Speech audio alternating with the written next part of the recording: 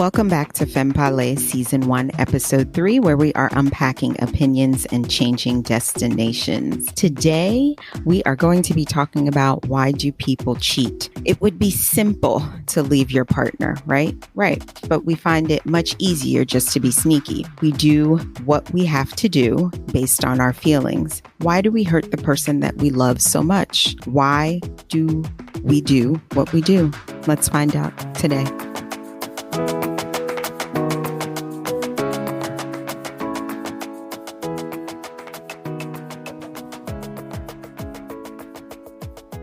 All right, welcome back, guys. On episode 3, we're going to be talking about why do people cheat? And, this topic is always going to be sensitive for me. Even it was sensitive in the beginning when it happened, and it will always be sensitive. If I had to describe it in analogy form, it's kind of like a wound where you're scarred for life, but even though it heals, you look down on your arm or your leg and you see that scar, and it reminds you of that time, that incident that happened. And that's how I have thought of cheating in my mind and the trauma that I had been through.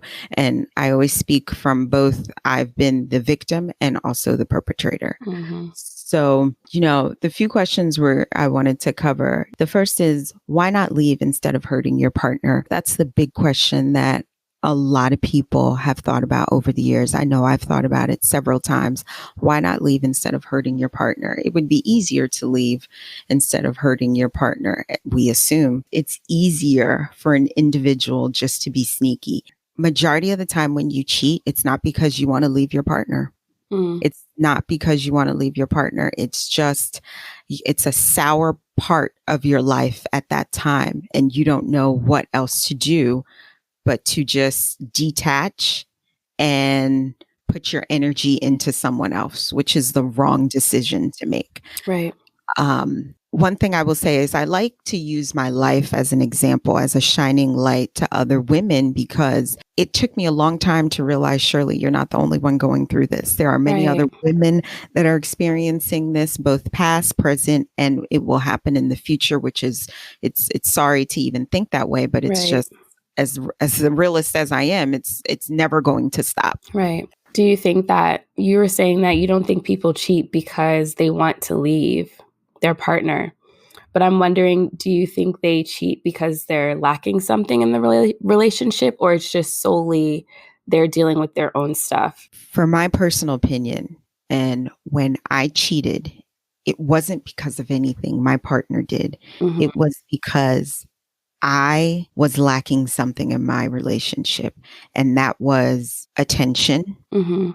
And I wasn't being loved the way I felt I needed to be loved. Mm-hmm. So, in that sensitive time in my life that I was in, instead of me talking about it with my partner, communicating, dealing with it respectfully, mm-hmm. I chose to step out. And when that other person came in, gave me the attention, the time that I was missing, it filled that void. So my empty cup now was filling up. Right. Your love tank. My love tank was filling up. By the wrong person, but yeah. Filling back up. And, as crazy as it's going to sound, I'm happy I experienced that. Mm-hmm. And I say that because I'm not set up for the cheating life. Mm-hmm. It's not in my makeup. It's not in my DNA. First of all, it's work. It's like a part-time job. Is that what it taught you? It taught me that I'm not made for this. Like that little head inside of me was going, Shirley, this is wrong. Why are you doing this? Right. You had a guilty conscience. Many nights I cried. Right. I cried because I knew what I was doing was wrong. I chose to pick the wrong path. If you want to share, can I ask you how long you did that? The first conversation, because it didn't automatically, it was just friends at first. Right. That's how it always starts. And it starts with inappropriate conversations. If I had to include from the minute I met the person to the end, I would say a whole 2-year span. But it was a whole 2-year span. And I want to say the 2 years, a year of that was where the inappropriateness started. Got it. Okay. Yes. And that's a good amount of time. Yeah, because cheating it's not a month, it's not 2 months, it's not 3 months. I was reading a book and they said most people who cheat, sometimes it can last up to 5 years. Yeah, I believe that. Yeah. 5 years. And I don't have the information I got it from, but I read tremendous amount of self-help books, and they were saying that most cheaters, infidelity will last up to 5 years. I wonder too if that's because of the reason that individual is cheating. Because I mean, I feel like there's so many different reasons why people cheat. Do you really feel as though it's so many different, or do you really feel they don't want to take accountability at that moment in time? I feel like at the end of the day, it's like an umbrella, right? So there's this basic thing that you're lacking in your relationship, which is why you go and look for someone else. Or because, like I told you, I think that cheating can be intentional. I want to get revenge, or I'm angry, so I'm going to intentionally go look for someone to do this with. Or you're lacking something in your relationship. It happens with a friend that becomes more than a friend.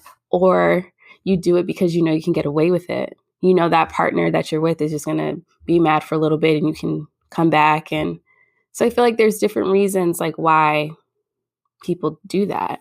Like for me, I've cheated before, and I know I have a reason, but I felt like I did it because I could. I knew I could get away with it. So you were in a happy place, and do you want to? I guess I was not. No, I was not in a happy place in my relationship with that person at the time. I did love them, but I was upset with them. I was angry with them. And I was like, okay, well, since you don't want to do XYZ, I'm going to see if I can do this and how easy it is. And I did. Now, did you communicate with your significant other at that time and they just refused to take heed to what you were saying? I would say yes. And I don't necessarily think he refused. I think he didn't know how to do what I was asking. For me, that was just like, well, I can't, like, I love you, but I don't know how much longer I can just wait around for you to figure out what I need you to do. I could totally. And, when you said that in episode 1, that cheating can be intentional, I did it. And even afterwards, when I became the victim, there were times I was like, oh, okay, this is the game we want to play. Well, let me step back into my old ways. Yep.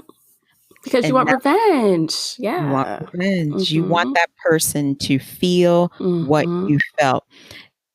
That's the problem. Yep.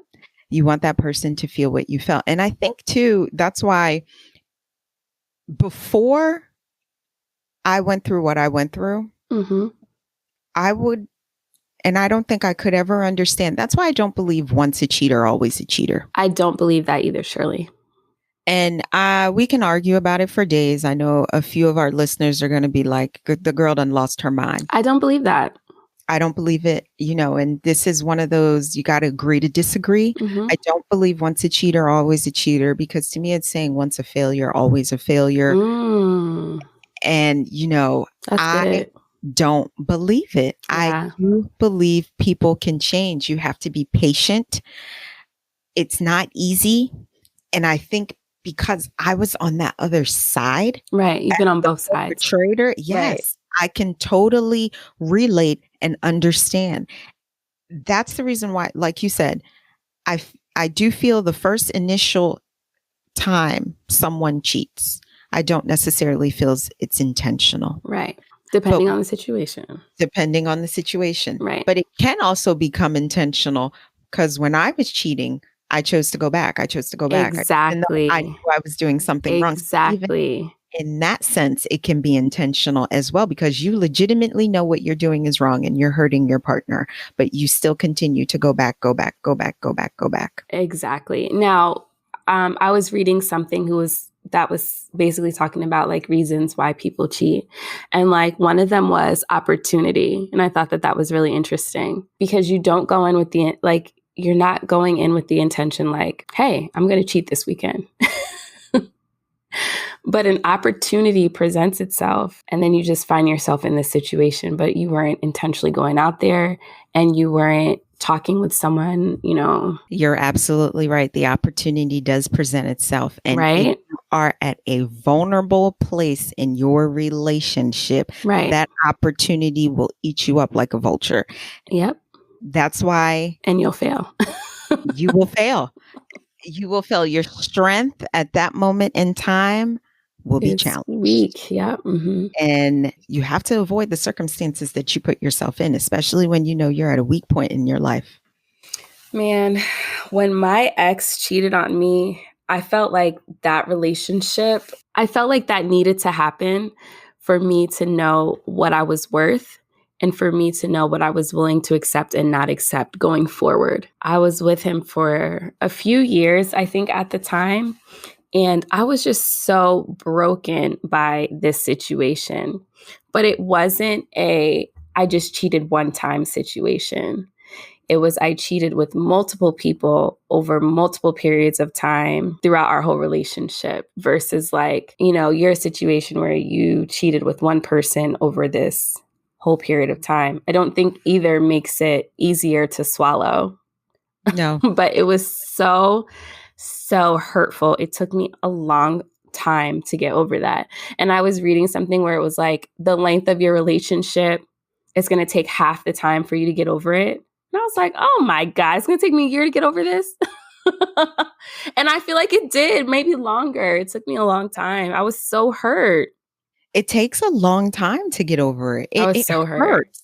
Mm-hmm. It hurts. You just put a Band-Aid on it and you have to live life. You have to go Yeah. back. I remember I would go to work, I would fly, and you could tell by the look on my face, people who know me, I was sad. And you know Mm-hmm. what I said? I'm good. Mm-hmm. No, I wasn't. No, I wasn't. Even though I did take time off of work, but I Yeah. was not good. You know, Life goes I on. Like I still have to go to work. I still have to take care of these kids. I still have to do everything. and then there were certain people I just didn't choose to engage in this conversation with you. Right. So and then I'm good. Thank you though. I'm all right. Right. You know, just got a lot on my mind. Keep on moving. Right. So I felt like it was weird that we connected in a way too when we worked together, just because there's just certain people that you connect really well with and that you feel like you can be vulnerable with and share, and they're not going to judge you. And I felt like that was kind of how it felt between us, which is why, you know, we connected well, even though there were some things that we didn't always agree on, you know? but that's okay. Every relationship you have with a friend, you're not going to always agree on things. Absolutely. You have to respect your friend to agree to disagree. I think when I found out that you had missioned in Haiti, Mm-hmm. and then once we started to share our stories, and you're absolutely right, there are some people you connect with, and there are others that you could know for years, and the puzzle just doesn't fit. The puzzle just doesn't fit. Yeah. And like you Yeah. said, it's no love lost. It's Right. just, there's just a different chemistry. Yeah. Everyone's not meant to be your friend, and that's fine. Exactly. It's fine. Everyone's not meant to be your friend. There are some people that just, you know, hey, how you doing? Right. Great. And that's it. Yeah. They don't need to know every bits and details of your life Right. or what, I guess, what you choose to share or what you don't choose to share. Right. So I guess to ask, why not leave instead of hurting your partner? And I'll answer that. In my opinion, to sum it up, because I'm speaking from experience, Mm-hmm. I didn't want to go through the emotional pain of having to separate. Like the breakup The part? breakup. I felt that would have been harder for me. Are you talking about on the side of you being cheated on or on the side of you cheating?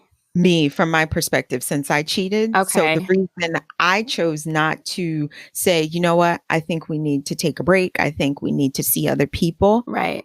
I don't want to have that conversation with you. If you're not listening to anything else I'm saying, I'm not having that conversation with you. So I'm going to handle it the best way I know how right now. Right. I have to work. I have to handle things. I don't Right. feel like getting into a breakup conversation with you. Right. Is it going to help anything? That was me at that moment in time. Right. Poor decision. Mm-hmm. And I do feel like if I'm not speaking for the general population, Mm-hmm. but people I think are just scared of a breakup. Whatever the Yeah. reason may be, it may be financial, it may be they don't have anywhere to go. Yeah. You know, like A if you lot of have an factors. apartment, Yeah. if you have an apartment or a house together Mm-hmm. and you're not really truly in a very financial stable situation where you could just pick up and move, Mm-hmm. why am I going to break up with you? Right. So I'm going to stay with you and then go do what I want to do because you're not giving me what I need. and then I'll just deal with the problem that comes later, but I'll still live here. Exactly. I'll Right. still be here until you officially put me out. Right. Right. And that's what it is. That's what I feel as though for me it is. Yeah. I, for me, it's because a cowardness, Mm-hmm. because I didn't want to break up. That's simply what it is. There's no other reason for me. Mm-hmm. I can pull so many things out of my butt and say, oh, he wasn't paying attention to me. He wasn't this. Mm-hmm. It still doesn't justify what I did. Absolutely. Yeah. And it's good that you're accountable to that. Yeah. Yeah. So that's my reasoning as of why not leave instead of hurting your partner? Mm-hmm. Because I was a coward. I didn't want to break up. Right. So on the other end of the spectrum, when you're the receiver of it, how do you ask that question to your partner? And what do you think the answer is? Like, why did you do it? Why did you do this to me? Why did you do this to me?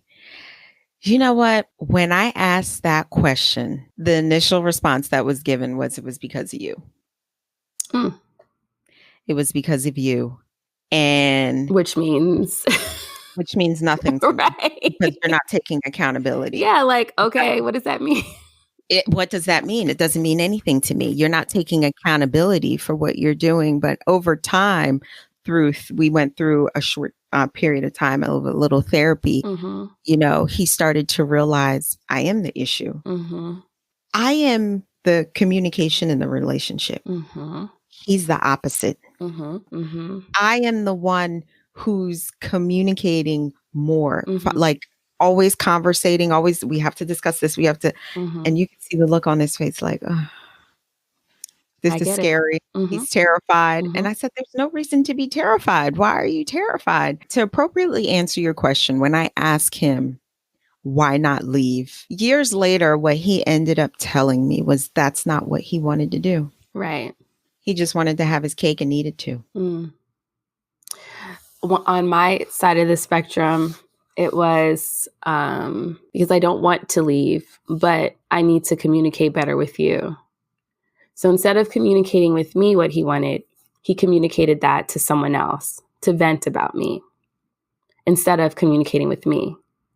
And remember, we talked about that in season 1. People, not episode 1. Episode 1. Talked about that in episode 1. Yeah. People do not care about your relationship. You need to watch the snakes that you're feeding information to, because there are certain men out there. I'm not sharing what's going on in my relationship because you are going to visually look at my partner differently. Certain things don't need to be shared. They don't need to, especially not with someone who has the conviction to respect you and respect your relationship and who is going to give you like sound wisdom advice. I'm not saying that you can't have very deep relationships with coworkers, because that's, like we said, the majority of the time most people spend is at work when they're not at home. So you're going to develop relationships with people, but it's that fine line where it cannot get inappropriate, especially when you start talking about your partner or your spouse to someone of the opposite sex. There are select few people that you can share what's going on in your life because your partner will be viewed differently. He might have been upset with me and said certain things, didn't realize what he was saying was harming our relationship. And it opened up a floodgates because that person saw an opportunity window, as you just said. Okay, this is my need to slither on in because things are rocky at home. And I'm going to be shining light. And right. Yeah. Versus like my response is like, you have your core people who you can talk to about certain things in your relationship. And then every now and then you'll meet someone like in our job at work who you have a connection with, and you just want to like spill your guts because you want someone who's not partial to you, who's not partial to them, who can give you like some feedback, some advice. Because it's just... You want someone whose opinion's not going to be biased. Exactly. All the time. Exactly. And that can either come from family or friends. Yeah. Because it's important to always have a non-biased decision when talking about these things. And this is important even from as a mother's standpoint, if my children were to ever come to me for any type of conversation, I have to remind myself I need to separate myself at that moment from the mom because my kids just want to talk to me. I Mhm. can't, you know, I may want to say, okay, you need to immediately leave. Mm. No, that's not the advice I need to give them. I need to Yeah, both tell them the negative and the positive. And right. And let them work it through yep, yep. and And trust that you've taught them the right way. I have to believe that, Mhm. those years that I was raising them, it was for something and they're going to make good judgments. They're going to have mistakes and fall, but, you know, and even me myself, as I'm example to my daughter. Mhm. As she gets older, I'm starting to have little conversations with her so she can understand that, what I did, every woman doesn't do. Mhm. It's hard for most people to stay in a relationship. And I think my relationship is even harder because a child was created. Right. So every decision that I make is always based on those three people. Right. Right. So, she may, when she becomes older and she sees life differently and she's in a relationship, she may totally disagree with the decision I made. And that's Right. okay. Right. And I have to respect that. Right. Even Mhm. as my daughter, she may say, I'm not having that. Mhm. Yep. I can't be mad at her. That's her choice. She doesn't have to do what I did. And what I did is not right or golden. Just like there's no manual for being a parent, there's no manual when people cheat. We just are guided through what society tells us. You don't know how many people beat my back in to say, oh, you still staying with him? And it was always, he did this. And I had to remind people, I've been a perpetrator too. Mhm. I just didn't do it as loudly as he did. Right. Okay, so let's refrain from beating one party up here. You know what I can't stand? I saw someone write this on Facebook and she gets on my nerves, but she was like, "Oh, I would never stay if my husband cheated." And I was just like, you don't know what you're going to do until it happens to you. I hope it doesn't. I hope you never have to experience that. But people are so quick to say what they're never going to do. And I wouldn't stand for this. And I'm not going to stand for this until it happens to you. And then you have to look through this new lens and you're like, huh. I mean, if we really take the time to think, and this is a question for everyone, everyone who's listening. If we wanted to nitpick every single person out there based off of their past, Mm-hmm. I don't think we would really truly have that many relationships because I think everyone has a little deep, dark secret regardless if they decide to share or not.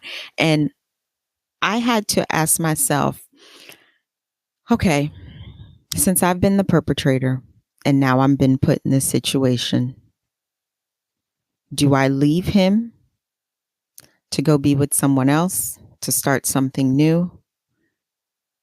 Even though that person that I decide to be with is not perfect, they're going to have some shady nonsense in their past. What justifies that the new person is better than the old person? Nothing. That's how I rationalized it in my head. Everybody rationalized it differently. Mm-hmm. You have to do what's best for you, but that's how I broke it up to justify, should I stay or should I not stay? Number one, I think because I've seen both sides, his cheating was not intentional. It was an escape for him because he didn't want to deal with the responsibilities of what he had in his present relationship. So it was an avenue for him to get a breath of fresh air. Because one thing I remember he saying is, I didn't argue with her at that time. I just feel like, though, too, we were talking about why do people cheat? I do feel like there's a difference between what happened with you and what happened with your partner, that you guys are not like serial cheaters, right? Oh. I feel like there is a type of person that consistently cheats, consistently seeks out attention, consistently apologizes, and then consistently does the same thing over and over again. I can agree with that. There is a type of person that just doesn't care, that is just going to always need more, no matter how much you're giving them at home, no matter how much you're contributing to the relationship. They always want to have this thing on the side, or this emotional connection with someone, even if it's not sexual. It's like I feel like there are people who have a problem, and it's not just sex. Like cheating can be emotional too. Like if you're having relationships with women over years and years and years and talking to them and having these intimate conversations with them, that's not it. And anything can become unhealthy. There are serial cheaters out there, and they're always going to be in a relationship because they're going to smooth their way on in to you. And then once they are where they want to be, that's why it's important, as we said in season 1, set the tone for what you want up front. And once you start to see certain things that you don't like, stop questioning yourself. And listen to your gut. I feel like oh Lord. And I mean, obviously this is like from a faith standpoint too, like listening to the Holy Spirit and having discernment. Like if I would have done that early on, I would have saved myself a lot of heartache. But I kept trying to give this person the benefit of the doubt, even though I had a gut feeling that something wasn't right, or even though I had these red flags. Because, when you're in previous relationships with hurt, you move on to the next one and you're like, I want to believe the best about this person. I don't want to always think that they're doing something wrong. Exactly. And you see little signs or you see little things and it's just like, oh man, I think it's happening. But you don't want to like accept it because you're so stuck on like, you want to be positive, you want to think the best. But like God gave women intuition for a reason. Even though I legitimately knew something was not right, something was not wrong, something was wrong, I was constantly second guessing and questioning myself. And instead of me listening to what was being said to me, because I feel like it's a whole being speaking to you. And I do feel like you're ignoring God because he's giving you, he's trying to give you a warning. Like, listen to me. Something ain't right. Right. I'm telling you something's not right. And you're like, no, Lord, let me stay positive. Yeah. Like, you don't know, God. This has nothing to do with positivity. Something's not right. And that's what I was telling you, where it's like, when you forgive somebody, you're not accepting their foolishness. Right. Yeah. Just because you feel as though something is wrong, it doesn't mean you're being a negative person. Yeah. Because that's automatically, stop being so negative. Yeah. Don't think like that. If you think it, it's going to happen. So here's the other thing, Shirley. Another situation with cheating. Not for me. I was cheated on. Was that things seemed too perfect. Like, this person can't be this good. And that for me was the red flag. That was the actual red flag. Like this, like they don't seem to have many flaws. You felt as though your partner was too perfect for you? Yeah. I felt like he didn't have noticeable flaws like I did. Like you love someone and you accept them, flaws and all, like Beyonce says. But I felt like he didn't have a lot of flaws, legit. So for me, it was like, well, what's wrong with him? There's got to be something wrong with him. Is that do you think that's also one of the reasons why that made you lose focus? It caused me to, it ended up that this person was cheating on me. Got you. But I think that they were so good at it.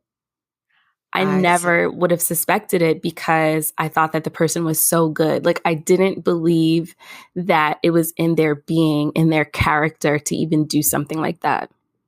Do you feel as though people are just good at it? Or do you also, which is crazy, do you categorize cheating same thing you categorize organization? I'll tell you how my mind is thinking. Okay. So how people, when you walk in people's homes, you can kind of get an idea of if this person is organized or not and how they live. Mm-hmm. Do you think based on how they are in their living environment is how they cheat? Like, for example, I'm a little bit not OCD to the point of unhealthy, but I'm very structured.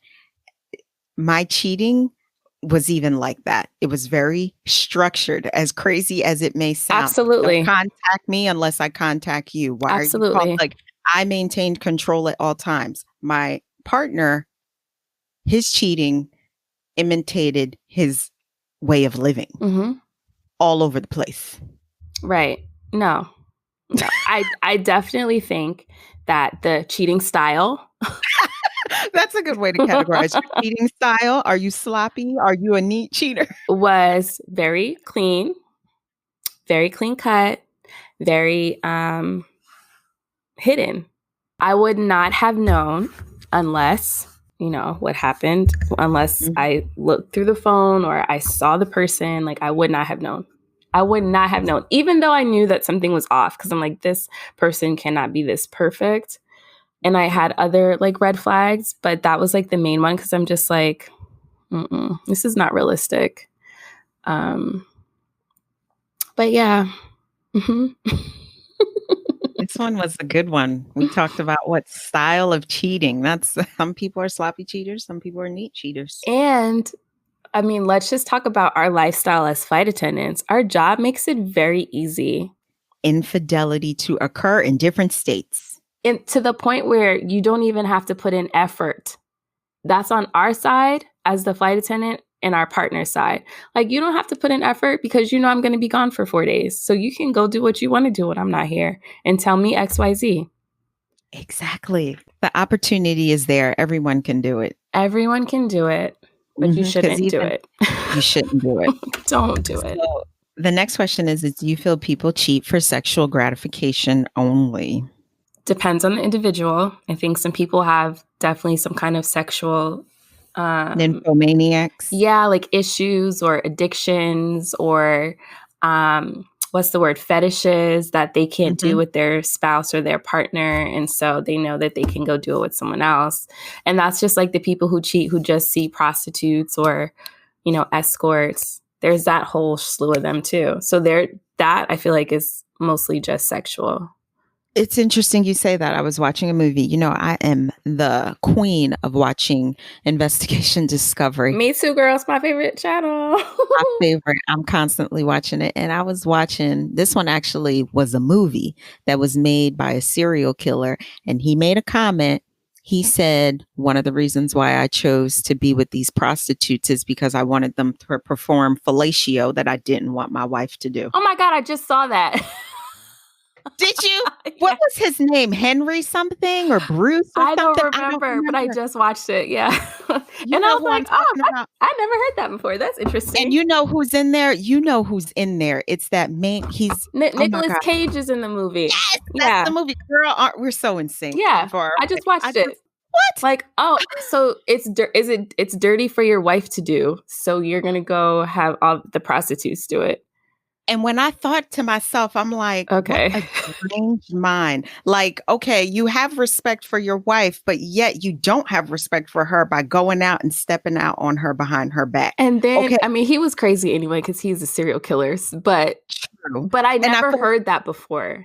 Never. I've never heard any serial killer say that. And I mean I've never heard a person say that the reason that they stepped out on their partner was because they didn't want their partner to do something.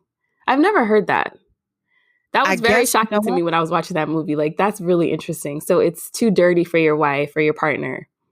It's interesting for all our listeners out there, any of the men that want to comment, tell us, is cheating for you, or do you want that person to do certain things that your wife, your significant other, your girlfriend, whatever title you want to give her, you want to do with that person other than your wife or partner, right?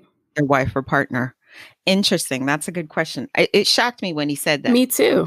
Because I'm just thinking you just want more sex. That's what I'm thinking too. Like, she's not giving it enough, or, she's not giving it to you when you want. So you're going to go out and get it. Or you want something different. I don't know. You want long hair. But for him, exactly. But for him to say that, I wasn't expecting that. Yeah, me either. And that's so funny. We both watched that and I was like, what the heck? That's interesting. I was just watching that the other day and it was very interesting. But for me, think it's for sexual gratification only, because remember, that's not how it starts off. Exactly. It always starts off emotional connection.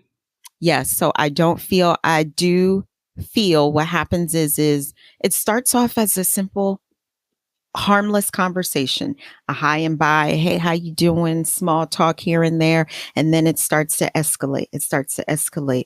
And that's when, as we said in episode 1, you have to learn when to cut ties, when you start to see you're reaching into danger zone. And that's why you have to have up the barriers, like we also talked about.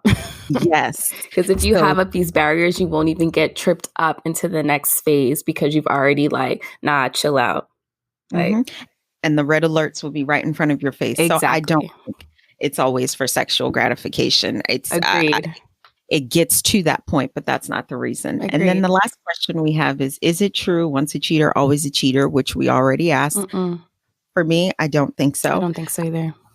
People can recover. It's kind of like drugs and alcohol and any addiction that you have. And I don't want to classify cheating as an addiction, but any wrong thing that you're doing, you can always recover for it. Now, the partner that you are with at that time when it happens that you hurt may not want to deal with you, and you cannot fault them for that. If they need to separate from you, give them all the time they need in the world. But I do believe that people can recover from any wrongdoing that they do in life. And I'm going to phrase it that way because even though we're talking about cheating, any wrong thing that you're doing in life, there is opportunity. When there's genuine repentance for it, when there's genuine repentance for it and you have asked for forgiveness, there's no reason why you have to be held on, or tied into that box that you're going to always do this or you're going to make the same mistake again. I totally don't think that that's. I agree. Yeah. I don't think that's, you shouldn't have to be put in that box forever, but people will see you as that. Oh, they cheated. They did this. They did that. Yes, I did. But that's not only me. There's a whole other part of me that you're missing here. So let's not focus on that just one little issue. And I definitely regret when I cheated on an ex. I regret that to this day. I don't feel like he deserved that. Do you feel as though anybody really truly deserves Yes. Goes. No, I'm kidding. She said yes. No, I don't think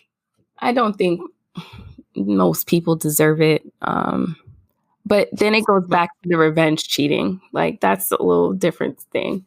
But in that situation, I don't think he could give me what I needed, even though I tried to vocalize that to him, just because of where we were in our lives at that time.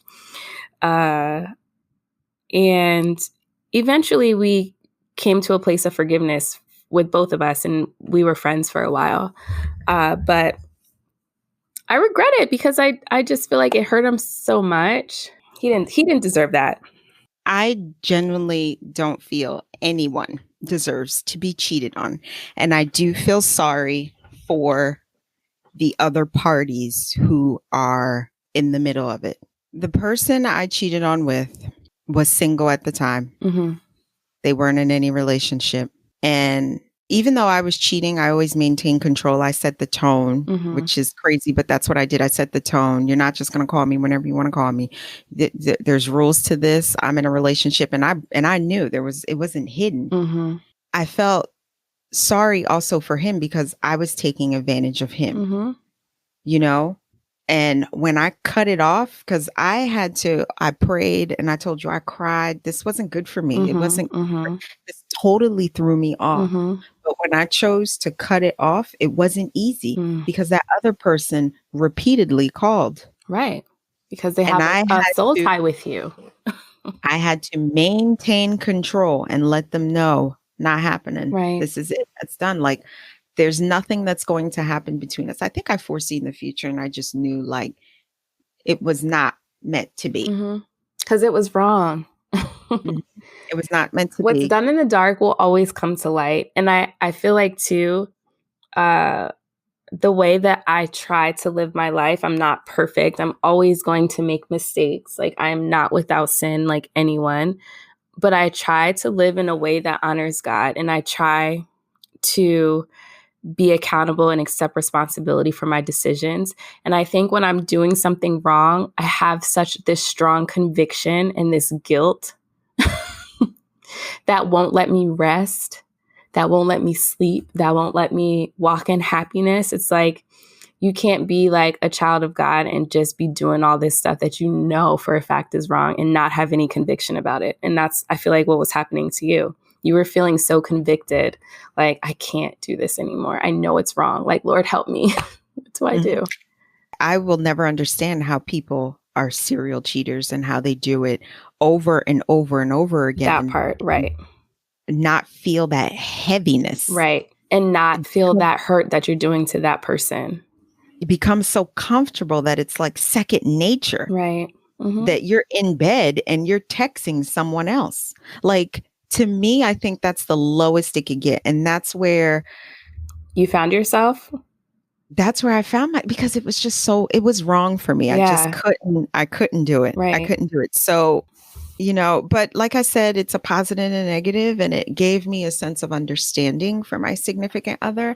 And I really do believe through prayer and faith and just me going through what I went through, it helped me better understand from another perspective, because I can say, okay, I get it. I understand how this happens. Who the heck am I to throw stones at someone else? So that strengthened, as crazy as it may sound, it did strengthen me to remain focused and guided. Now, granted, when my partner cheated, we're talking about the whole next level because a child was created, right.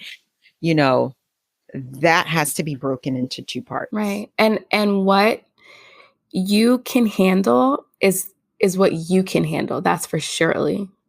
What Kira can handle is for Kira. And everyone who gets on here and says, I would never stay if this, that, and the third, you don't know what you're going to do until you are in that situation. And I hope it never happens to you. Man, you don't know what you're going to do. It's so easy to say that. Kira, I was that girl to say, you have a child with somebody else, I'm out. I was that girl. And me being on this podcast now, talking about this, Kira, do you know how much healing, how much therapy, how much prayer I had to go through? I bet. What? Because, in the beginning, I was so focused on society and what people would think. Right. I had to shake myself up. Shirley, get a hold of yourself. Remember, you are not the only one going through this. And there are millions of other women experiencing what you're experiencing. People don't live with you. People don't live with me. And you can be a beacon of light for somebody else to let them know that there is light at the end of the tunnel, regardless if you choose to stay, if you choose to leave. Because please understand, I'm not advocating that, you must stay with your partner and work it out. My advocation is you need to do what is best for you, and only you know what that is. For you as the individual, not for what everyone's going to think about you. But what I do know is whatever some other party's decision is, you must respect it. That's what I do know. To go over everything we went over is, why not leave instead of hurting your partner? Please take the time to really think about that decision before you decide to cheat on your significant other. Really stop and ask yourself why, and is this worth it? Why do you want to hurt the person that you profess you love? Would it not be easier just to walk away and take a temporary break, so that way you could do what you have to do, your partner can do what they have to do, and healing can happen separately? Yeah. Then the next thing is do people cheat only for sexual gratification? As Kira and I said, we don't think that is the case, because remember, cheating doesn't start off as sexual. It starts off as emotional. It starts off as a conversation. And the last is it true, once a cheater, always a cheater? Kira and I do not believe that. Of course, there may be others that have different beliefs.